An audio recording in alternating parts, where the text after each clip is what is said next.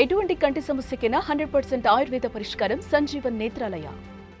రాఖీ పండుగ సందర్భంగా ఏపీ మహిళలకి చంద్రన్న అద్దిరిపోయే గిఫ్ట్ ఇస్తున్నారు. ఏపీ కేబినెట్ కీలక నిర్ణయం తీసుకుంది. మహిళలకి రాఖీ పౌర్ణమి రోజు బహుమతి ఇవ్వాలని నిర్ణయించారు. ఇందులో భాగంగా రాష్ట్రంలో అమలు కానున్న ఫ్రీ బస్సు పథకంపై ఈ నెల 9న సీఎం చంద్రబాబు ప్రకటన చేయనున్నట్లు మంత్రులు తెలిపారు. అంతేకాదు 15 నుంచి మహిళలకు ఉచిత బస్సు పథకం అమలు చేయనున్నట్లు చెప్పారు.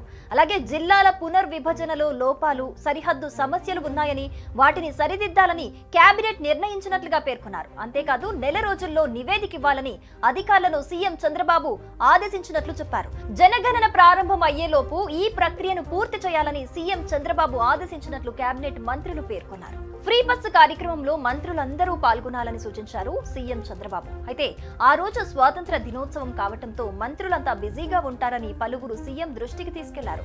అయినా కూడా ప్రతి ఒక్క మంత్రి టైం అడ్జస్ట్ చేసుకుని ఫ్రీ బస్సు కార్యక్రమంలో పాల్గొనాలని సీఎం స్పష్టం చేశారు. ఆర్టీసీ బస్సుల్లో స్త్రీలకు ఉచిత ప్రయాణం ప్రారంభించక ముందే ఆటో డ్రైవర్లను పిలిపించి మాట్లాడాలని మంత్రి నాదెండ్ల మనోహర్ సూచించారు. మంత్రి మనోహర్ చేసిన సూచన మంచిదని సీఎం అభిప్రాయపడ్డారు. వెంటనే ఆటో డ్రైవర్లను పిలిపించి సమావేశం ఏర్పాటు చేయాలని అధికారులను సూచించారు. వారికి తగిన సాయం చేయాలని ఆదేశించారు మంత్రి. ఏపీ ప్రభుత్వం మహిళలకు ఉచిత బస్సు ప్రయాణ పథకాన్ని రాష్ట్ర వ్యాప్తంగా అమలు చేయడానికి సిద్ధమైంది. అంటే ఇంతకు ముందు ప్రచారం జరిగినట్లు ఈ పథకం జిల్లాలకు మాత్రమే పరిమితం కావట్లేదు. మొత్తం రాష్ట్రమంతా మహిళలు ప్రయాణించొచ్చు. ఈ విషయాన్ని స్వయంగా రాష్ట్ర రవాణా శాఖ మంత్రి కొలుసు పార్థసారథి నిన్న చెప్పారు. కేబినెట్ సమావేశంలో ఈ విషయాన్ని మంత్రి నారా లోకేష్ లేవనెత్తారని, ఉచిత ప్రయాణం జిల్లాలకు మాత్రమే కాకుండా రాష్ట్రమంతా ప్రయాణించేలా చేయాలని కోరారని, అందుకు సీఎం చంద్రబాబు ఆమోదించారని పార్థసారథి తెలిపారు.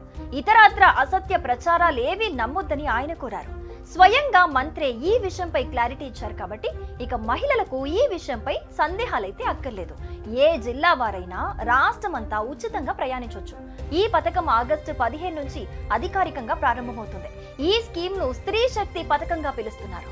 ఈ పథకం ప్రయోజనాలను పొందడానికి మహిళలు ఆంధ్రప్రదేశ్ శాశ్వత నివాసితులై ఉండాలి.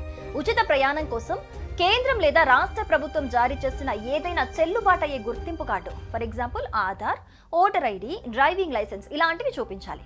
అదనంగా ఏపీఎస్ఆర్టీసీ స్మార్ట్ కార్డ్ వ్యవస్థను అభివృద్ధి చేస్తోంది. ఇది సులభమైన గుర్తింపు కోసం ఉపయోగపడుతుంది.